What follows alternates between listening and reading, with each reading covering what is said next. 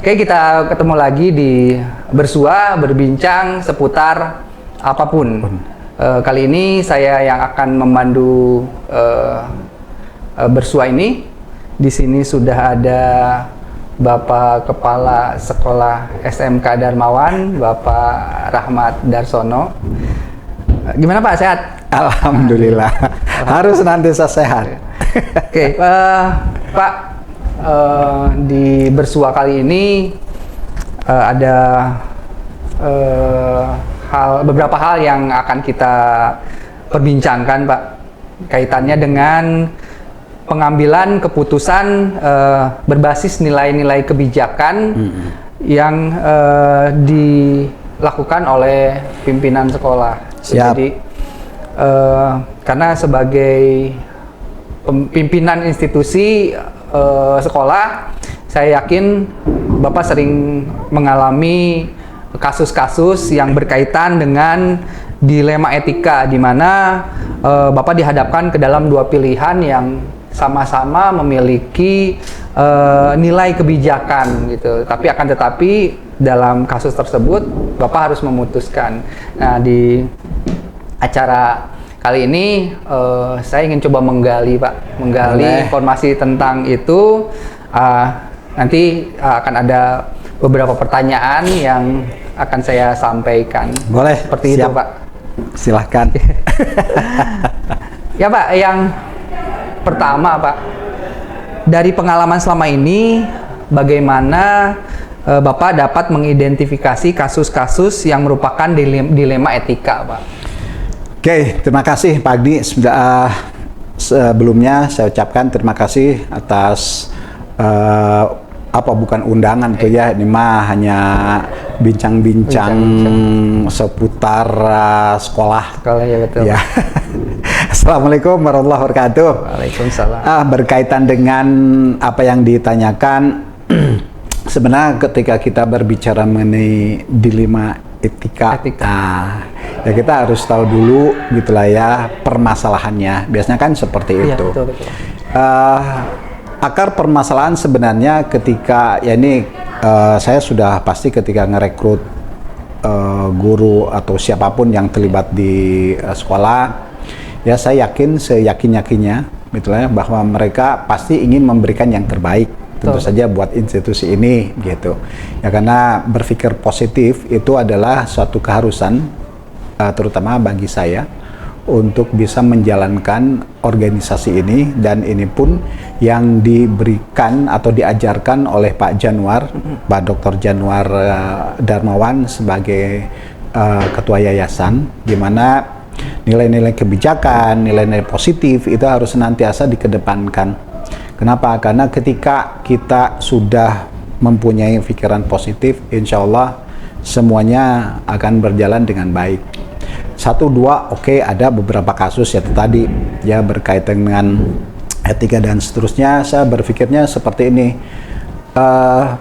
guru-guru atau siapapun yang terlibat di sekolah di SMK Darmawan ini tentu saja bukan orang-orang yang baru lahir lalu enggak, tapi istilahnya mereka bukan kertas kosong gitulah ya, yang belum ada tulisan atau coretan-coretannya, enggak, tapi mereka ya yang notabene sudah mempunyai dasar-dasar di lingkungan di rumah, bermasyarakat, bahkan ketika dia ya kan persyaratan untuk menjadi guru minimal dia harus S1. Ya artinya dengan titel kesarjanaan gitulah ya, dia sudah pasti tahu gitulah ya etika ataupun moral yang berkembang yang ada di masyarakat. Ya artinya ya alhamdulillah sampai sekarang pun kan di SMK kita belum ada yang menuju ke arah penyimpangan ya, penyimpangan dilema etika ya, dan insya Allah jangan gitulah ya, karena memang saya senantiasa sebagai kepala sekolah memberikan encouragement ya, keberanian untuk apa? Untuk senantiasa diskusi, untuk selalu terbuka, karena kita punya yang disebut dengan budaya organisasi Ko Kote Fasera gitu. Ko yang pertama communication. saya senantiasa ngajak teman-teman, guru-guru atau bahkan ke siswa untuk senantiasa melakukan komunikasi. Komunikasi yang seperti apa? Yang terbuka dan direct atau langsung. Kalau misalkan ada permasalahan gitu ya, termasuk di Dilema ITK ini, ya kita ngobrol gitu. Kita cari permasalahan apa yang menyebabkan Dilema ITK itu terjadi. Tapi alhamdulillah sampai sekarang kita belum menemukan hal-hal yang seperti itu. Ya. Tapi walaupun ada nanti, mekanismenya adalah bagaimana kita bisa berkomunikasi dengan baik. Ya artinya kita istilahnya kalau dari dari luar itu yang disebut dengan don't judge other before we use our shoes gitu. Ya. Jadi kita nggak akan bisa menjudge orang itu sebelum kita tahu akar permasalahannya apa gitu. Jadi tadi berpikir positif itu adalah akar yang harus kita kedepankan gitu. Dan dimulai dari komunikasi tadi ya, Pak. Betul. Ya? Okay. Apapun saya katakan tadi, yang pertama guru-guru kita kan guru-guru orang-orang yang istilahnya orang dewasa lah, ya kan. Kalau orang dewasa kan otomatis kan pemikirannya juga kan sudah dewasa. Apalagi di antara mereka sudah ada yang juga menikah, punya keluarga, ya saya yakin bahwa mereka sudah tahu lah, ya yang disebut dengan batasan-batasan etika, ya apakah di keluarga, di lingkungan, bahkan di sekolah itu pasti akan tahu gitu.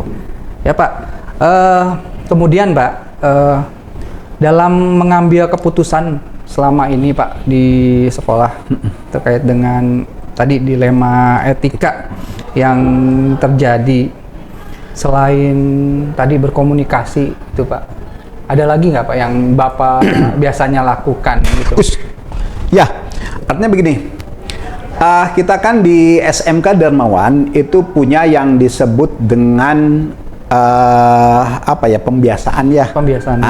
Itu kan. Dalam pembiasaan itu juga kan kita senantiasa melibatkan guru, melibatkan siswa, dan kita semuanya keluarga besar lah. Artinya dari pembiasaan ini diselipi juga dengan nilai-nilai dari profil pelajar Pancasila. Gitu kan, dimana dalam profil pelajar Pancasila dimensi yang pertama itu kita sebut dengan beriman, bertakwa, dan berakhlak mulia. Itu kan, ini yang kenapa ditempatkan pertama, karena itu basisnya. Ya, basisnya yang memang harus senantiasa berlandaskan keagamaan. Alhamdulillah kan di kita ada pembiasaan-pembiasaan yang selalu dilakukan. Dalam pembiasaan itu ambil contoh hari Selasa, kita kan ada pembiasaan pengajian sama sholat duha. Nah itu melibatkan guru-guru juga. Jadi kegiatan apapun gitulah ya harus senantiasa menghadirkan basisnya agama. Walaupun terus terang SMK Darmawan bukan sekolah berbasis agama seperti Muhammadiyah atau NU, enggak. Tapi saya punya pemikiran bahwa apapun permasalahannya, apapun kegiatannya atau apa itu, ya tadi landasan utamanya harus senantiasa tarikannya itu adalah ke agama. Gitu. Sebagai dasar justru. Betul. Itu ya Pak ya, kita memperkuat. Ya itulah benteng terakhir gitulah ya. Kalau sudah benteng terakhir artinya kalau tidak ada nilai-nilai agama atau religiusitas yang kita coba terapkan, apalagi gitu. Ya artinya tadi saya senantiasa menginjak kegiatan-kegiatan keagamaan ini harus hadir di sekitar kita. Ya, dalam kegiatan proses belajar misalkan kan senantiasa diawali dengan berdoa. Ya betul, gitu. Yang pertama, yang kedua pembiasaan itu juga kan selalu menghadirkan nilai-nilai keagamaan. Lalu ada juga ini kegiatan-kegiatan keagamaan tuh. Ya kita kan selalu melibatkan guru-guru juga, ada segala macam berkaitan dengan keagamaan ini. Seperti yang sudah ada Muharraman, Maulid Nabi, dan ya itu semuanya untuk tadi supaya kita senantiasa diingatkan bahwa etika itu harus dilandasi dengan agama. Kenapa? Karena landasan utama kita adalah agama. Ketika kita tarik semuanya ke agama, insya Allah permasalahan pun nggak akan. Itulah. Gitu. Jadi itu langkah-langkah konkretnya Pak ya. Betul. Langkah-langkah konkret yang pasti itu sudah jadi prosedural di SMK Darmawan dan memang itu rutin. Iya, ya artinya kan itu pembiasaan. Artinya kalau yang disebut dengan pembiasaan, ya tadi kebiasaan-kebiasaan kita yang senantiasa kita lakukan yang ada di SMK ini. Oke. Nah Pak, dari langkah-langkah tersebut ya apa saja yang selama ini Bapak anggap efektif dalam pengambilan keputusan dalam kasus-kasus dilema etika ini Pak? Ya, kembali lagi kan tadi sudah dijelaskan. Yang pertama adalah komunikasi. Ya kan? Ya apapun gitulah ya permasalahannya harus senantiasa tadi berpikir positif, lalu kita ajak ngobrol, ajak diskusi. Nah, gitu ya. Karena tadi yang saya katakan bahwa ya teman-teman kita, guru-guru kita kan orang-orang dewasa, ya orang yang mempunyai pendidikan, ya tidak ada istilahnya itu melalui kekerasan segala macam, kan nggak seperti itu. Artinya melalui komunikasi. Ya apapun permasalahannya pasti akan bisa diatasi gitu.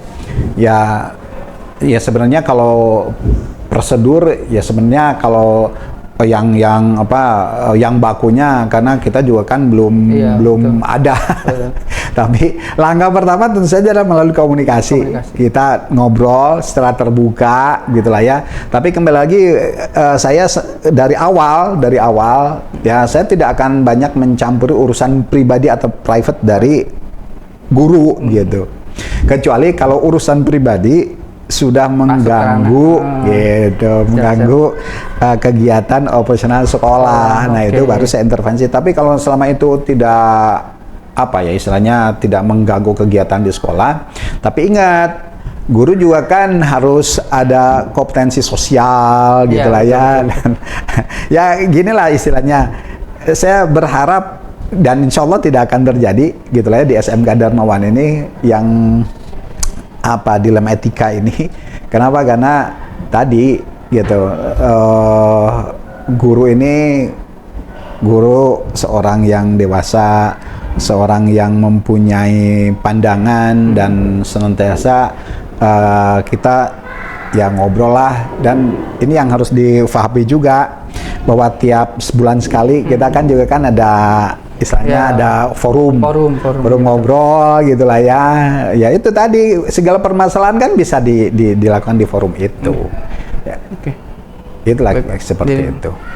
Jadi kembali lagi ke tadi ya, komunikasi yang baik, komunikasi yang intens.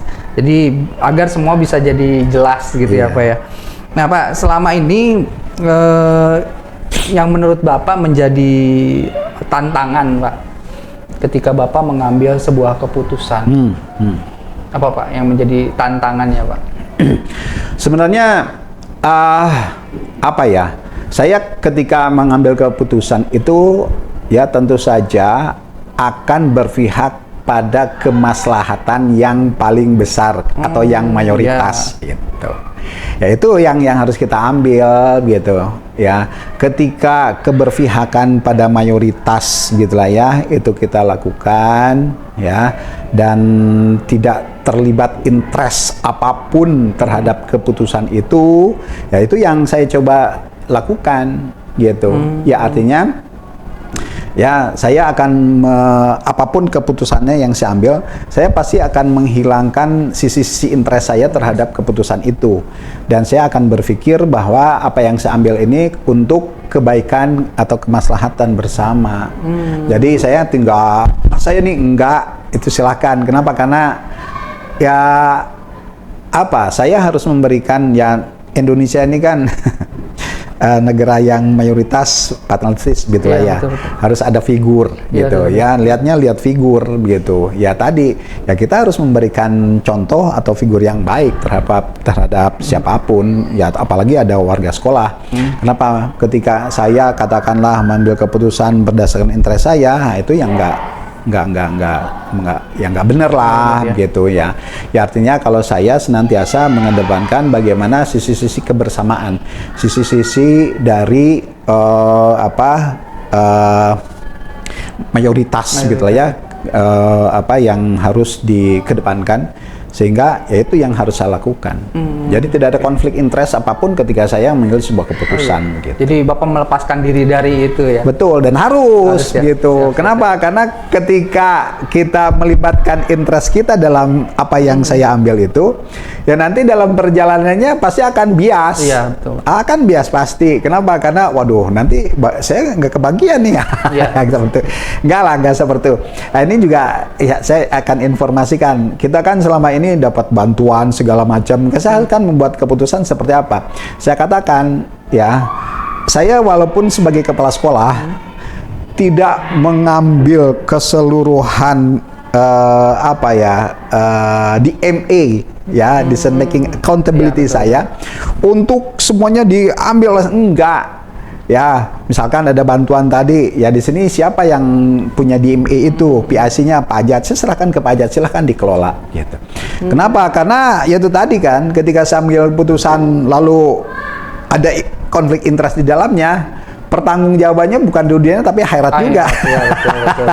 Itu ya, termasuk Pak Agni gitu kan, punya juga DMA dulu ketika jadi wakil kurikulum. Apakah saya intervensi? Kan tidak juga ya. Sekarang juga gitulah ya, Pak Agni ya, kita tempat diskusi lah untuk di kedudukan Pak Agni sekarang mutu ya Pak, ya di mutu internal gitulah ya kita diskusi ya. Ketika saya katakanlah harus memutuskan si A, si B, si C menempatkan posisi apapun, ya saya mengeluarkan konflik interest saya. Saya hanya menilai bahwa orang punya kapasitas, orang punya kapabilitas, itu saja yang saya kedepankan. Dan ketika itu dilakukan, sudah saya nggak ada interest apapun terhadap apa yang saya ambil begitu. Jadi memberikan kepercayaan secara penuh. Betul, gitu ya, Pak, ya? betul. Gitu. Jadi memang harus seperti itu. Jadi resiko apapun ya nanti tinggal. Nah ini yang harus dipahami, ini budaya di kita ya, budaya di SMK Darmawan dan yang kemarin diberikan oleh Pak Januar begitu. Jadi ketika DMA itu sudah diberikan, gitulah ya, decision making accountability itu sudah diberikan, ya silahkan yang bersangkutan harus berani mengambil, gitulah ya, keputusan itu. Kalau misalnya gimana? Yang salah itu bukan orangnya, tapi saya sebagai leader yang harus disalahkan gitu. Iya, kenapa? Karena saya sudah memberikan, ingat, sudah memberikan semuanya DMA kepada Pak Agni misalkan. Betul. Pak Agni melakukan kesalahan, yang salah bukan Pak Agni, tapi saya sebagai kepala sekolah gitu. Dan itu wajar, kita proses belajar. Ya, kalau nggak seperti itu kan, kapan teman-teman ini belajar? Mengambil keputusan tuh harus gitu. Harus sebagai seorang leader, sebagai pemimpin gitu ya, mengambil keputusan itu adalah sesuatu yang harus dilakukan. Jangan takut salah, asalkan tadi ada yang pertama komunikasi tadi ya. Komunikasi dulu seperti apa gitulah ya, kita ngambil baik buruknya dari berbagai sisi gitu. Nah setelah itu silahkan yang punya DMA untuk bisa mengambil keputusan. Salah gak jadi masalah. Justru kalau tidak membuat keputusan itu salah, gitu. Salah nggak jadi masalah, tidak mengambil keputusan itu yang salah. Kalau salah, saya nanti gitu yang bertanggung jawab, gitu. Tapi itu jadi luar biasa ya, karena Pak Bapak ketika prosesnya tidak memberikan langsung kepada PIC-nya misalkan, akan tetapi ketika ada masalah Bapak turut bertanggung jawab. Itu jadi tantangan tersendiri ya, dan seorang pemimpin terus seperti itu ya Pak ya. Ya ini emang gaya Pak Januar, saya diajarkan oleh Pak Januar seperti itu ya, artinya sebagai seorang pimpinan itu harus berani gitulah ya, memberikan DMA, dan harus berani juga mengajak teman-teman di sekitarnya itu untuk bisa mengambil keputusan. Dengan apa? Tadi ya kita komunikasikan dulu, kita lihat sisi baiknya, sisi buruknya seperti apa, ambil yang paling baik, setelah itu silahkan diambil keputusan itu, gitu. Ya, artinya ini penting, kenapa? Sebagai proses pembelajaran. Iya betul. Kalau tidak ada seperti itu, kapan mau belajar? Iya. Gitu. Jadi jangan takut salah, gitu. Silahkan. Ya kalau salah kan kita bisa diskusi. Justru dengan kesalahan itu kan jadi belajar. Iya betul. Kalau kita nggak pernah ngambil keputusan, kapan kita belajarnya? Ya kan ketika kita mau melangkah nih, ya pasti ada langkah pertama dan seterusnya. Ya. Tapi jangan takut ketika langkah pertama itu salah. Ya kita bisa tahu dari satu langkah itu jadi 1000 langkah. Gimana kalau nggak dimulai dari satu langkah itu? Ketika mau langkah takut salah, ya nggak akan ngelangkah-langkah lah. Betul. Ya kan? Tetap aja di situ gitu. Iya, artinya langkah aja sudah, jangan jangan takut salah atau apa segala macam. Kalaupun terjadi kesalahan ya jangan khawatir, itu tanggung jawab saya. Gitu. Ya mungkin dari kesalahan itu kita bisa loncat, bisa lari kenceng. Gitu. Iya, kan istilahnya 100 miles itu kan dia dimulai dari one step. Ya, gitu. betul. Itu. Ya. Oke baik Pak. Ini dari pengalaman Bapak Pak ketika menemui sebuah masalah itu biasanya Bapak menyelesaikannya pada saat itu atau memang ada waktu tertentu untuk menyelesaikannya gitu Pak? Ya, karena tadi permasalahan itu kan dampak ya dari akumulasi ataupun dari sumber-sumber yang akhirnya dia melakukan itu. Ya, artinya ketika terjadi kondisi itu, ya tentu saja kita tidak serta-merta melakukan keputusan, enggak, tapi kan kita harus lihat dulu, harus tahu waktu yang tepat, timing yang tepat untuk bisa berdiskusi gitu. Ya artinya kalau dalam istilah manajemen lah, itu ada yang disebut dengan helicopter view gitu kan. Ya jadi kalau kita ada permasalahan segala macam, ya kita harus lihat dari di atas, sudut pandangnya lebih luas. Sudut jadi luas. Jadi jangan sampai nanti ya misalkan kenapa anak ini melakukan itu gitu. Ya kita harus tahu dulu banyak indikator, banyak variabel ya, yang menyebabkan si anak itu seperti itu. Termasuk juga guru. Kenapa guru melakukan itu, banyak variabel gitu.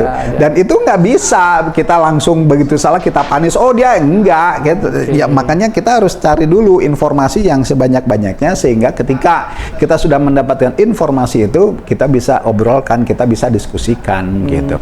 Itu penting dalam hal apapun lah, gitulah ya. Jadi ketika ada permasalahan jangan ujug-ujug langsung dipanis ataupun dicari, langsung nilai seperti itu, enggak. Tapi tadi ya harus ditemukan dulu waktu yang tepat dengan mencari berbagai macam informasi sehingga waktu yang tepat adalah hari itu gitu. Dan alhamdulillah selama ini pun kita nggak ada hal yang terlalu berarti permasalahan gitu ya, ya termasuk masalah guru terutama. Tapi kalau anak-anak juga kan itu semuanya ada masing-masing PIC yang mengambil keputusan itu. Tapi kalau saya kembali lagi ya ketika ditanya seperti itu ya kita nggak akan langsung seperti tapi kita cari waktu yang tepat sambil menunggu mengumpulkan informasi yang itu ya. Memang akhirnya kita bisa ini waktu yang tepat untuk bicara. Gitu. Baik Pak. Nah kemudian Pak, menurut Bapak nih faktor-faktor yang mempermudah atau membantu Bapak dalam mengambil sebuah keputusan itu apa sih Pak? Ya tentu saja tadi komunikasi ya. Komunikasi ya kan alhamdulillahnya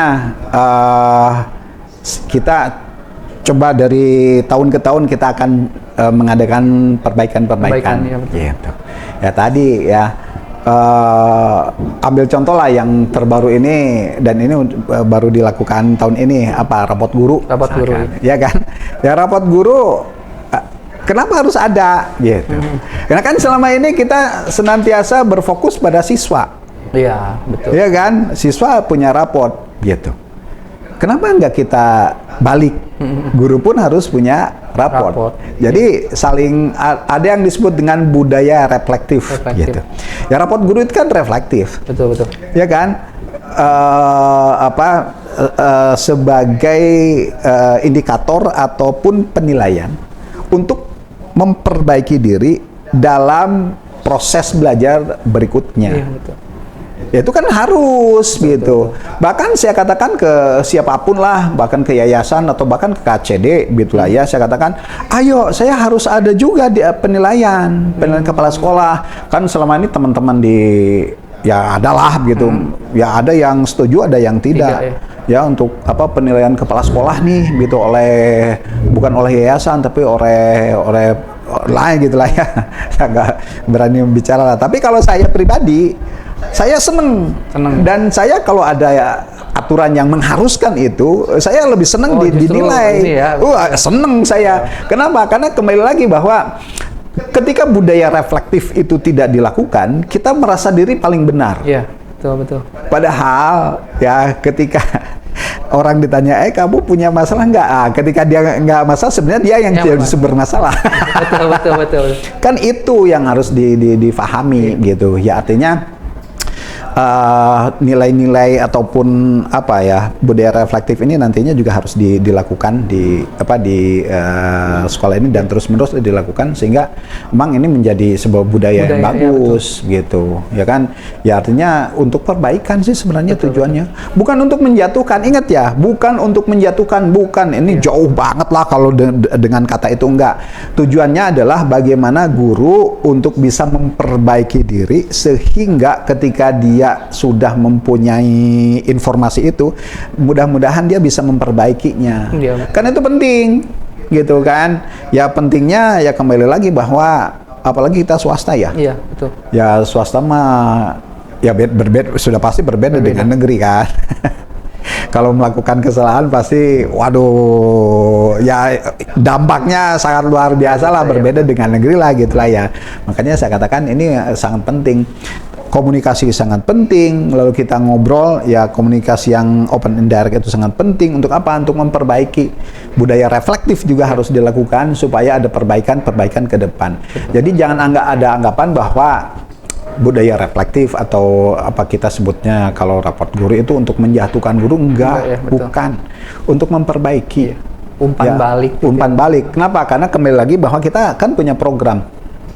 Program ini harus kita jalankan. Misalkan apa? Program untuk memperbaiki gaya belajar. Ya. Gitu. Ya, memperbaiki bagaimana pembuatan perangkat pembelajaran. Betul. Apapun itu prosesnya gitu. Nah, itu kan harus dilakukan. Gitu.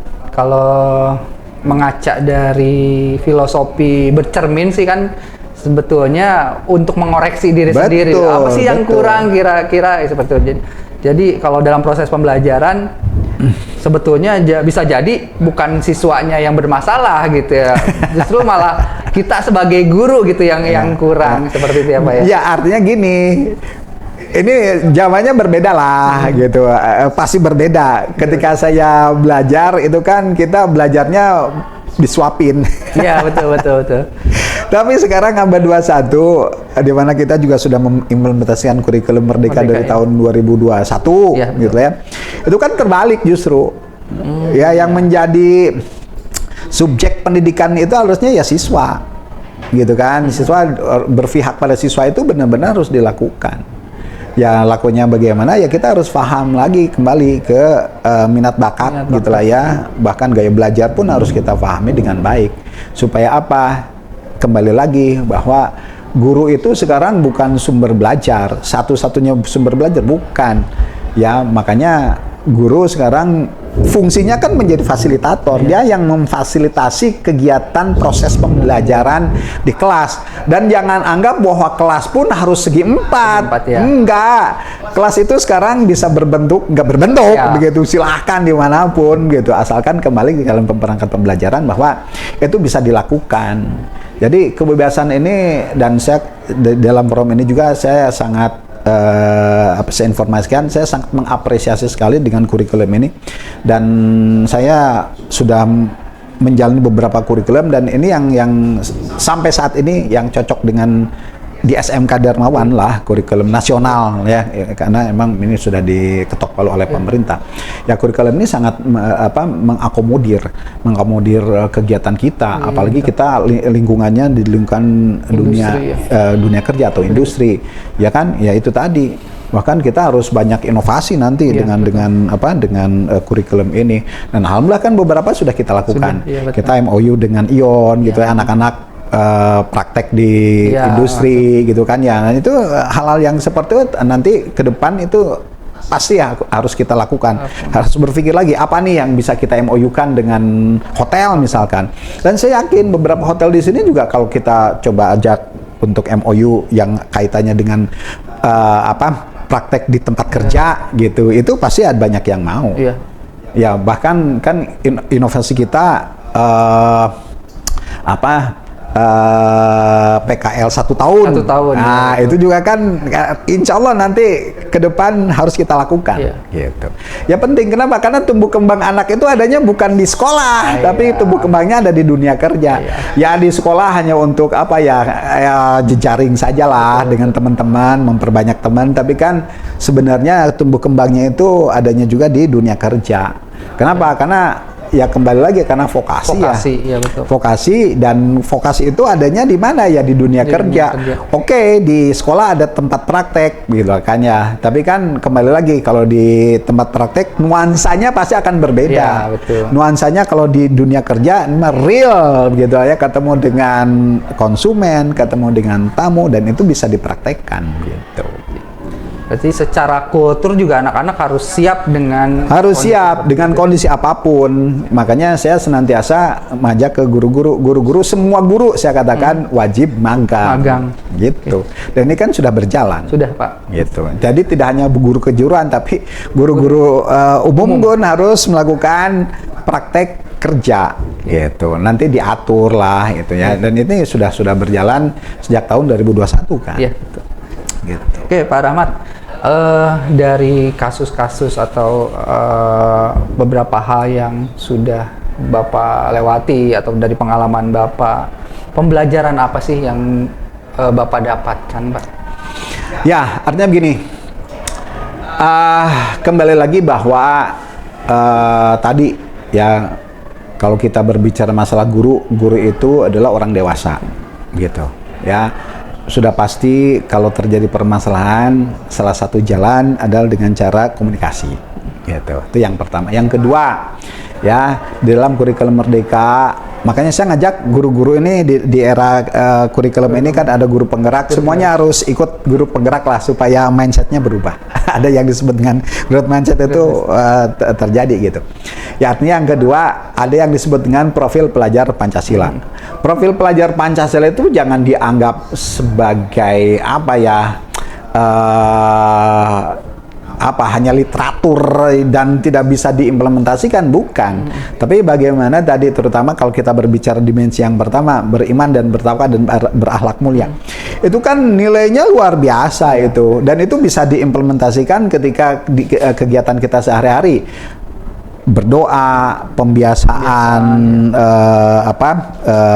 di setiap harinya.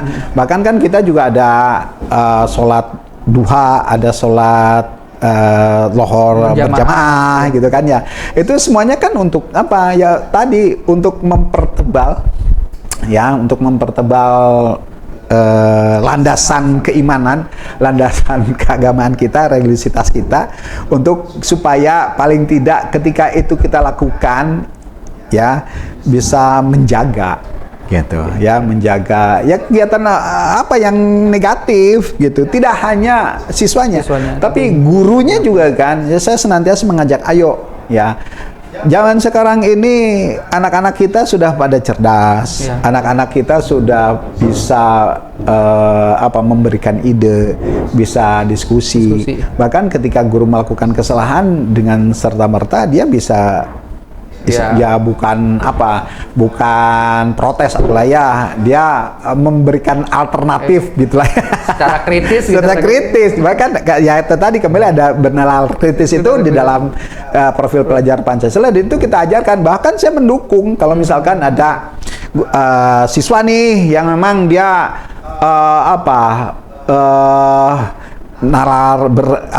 critical thinkingnya itu benar-benar bagus, ya kenapa nggak kita ajak diskusi? Iya. Bukan lalu si siswa ini kita intimidasi, enggak. Ya kan saya udah kasih beberapa contoh lah betul, gitu. betul, Ada anak yang memang dia masukannya bagus, lalu kita ajak ngobrol dan kita akomodir yang seperti itu. Bukan kita diintimidasi lalu dia nggak berani ngomong, enggak. Kan di sini di kita ya kembali, ketika sesuai dengan koridor yang orang-orang timur lah, sesuai dengan etika gitu lah ya, itu ayo kita ngobrol.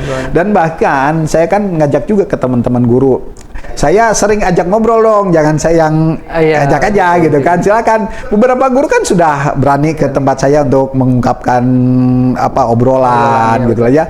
Dan kalau dibandingkan dengan siswa, justru yang paling banyak itu siswa yang gedor ke kantor saya.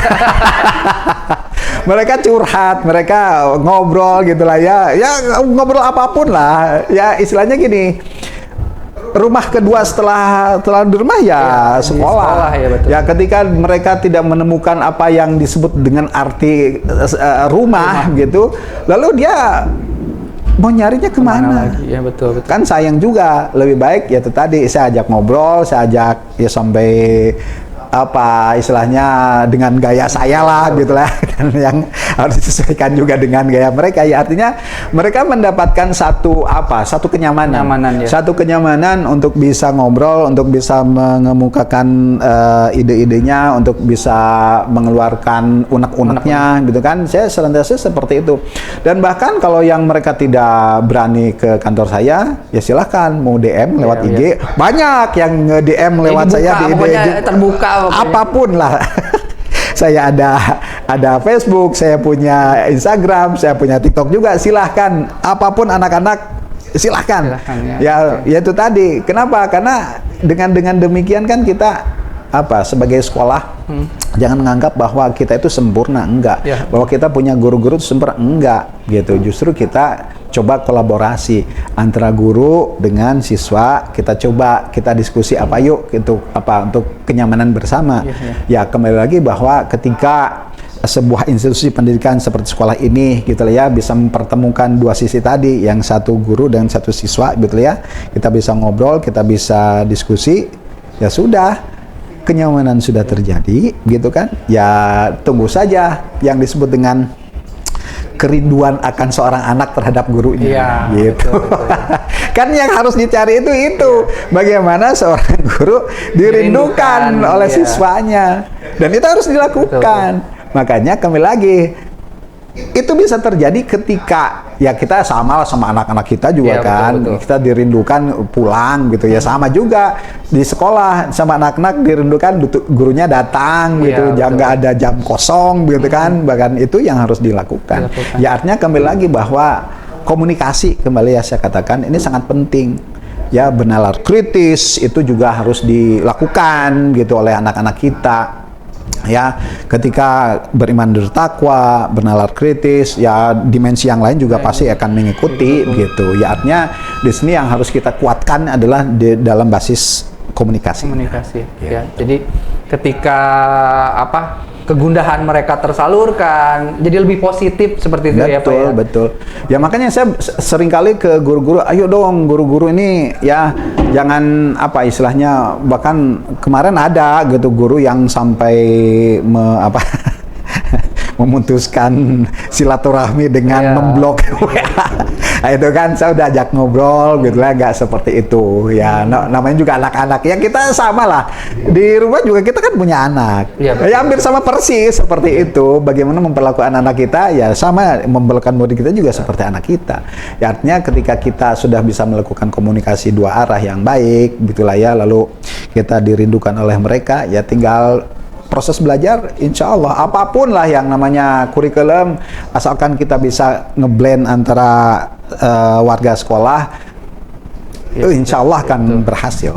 Dan itu pun sebagai salah satu bentuk pelayanan kita sebagai penyelenggara pendidikan. Betul, gitu ya, Pak, ya? betul. Iya, ya alhamdulillah kan kalau kita berpikir ke SMK Darmawan sendiri ya, walaupun masih muda lah, ya, belum genap 10 tahun kan, kita masih di berapa? 9 lah,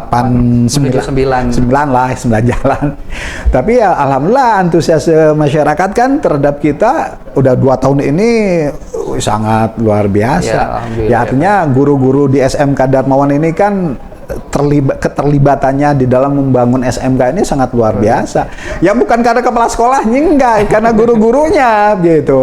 Kepala sekolah mah ya paling cuma apa? Ya paling cuma ngobrol, memotivasi.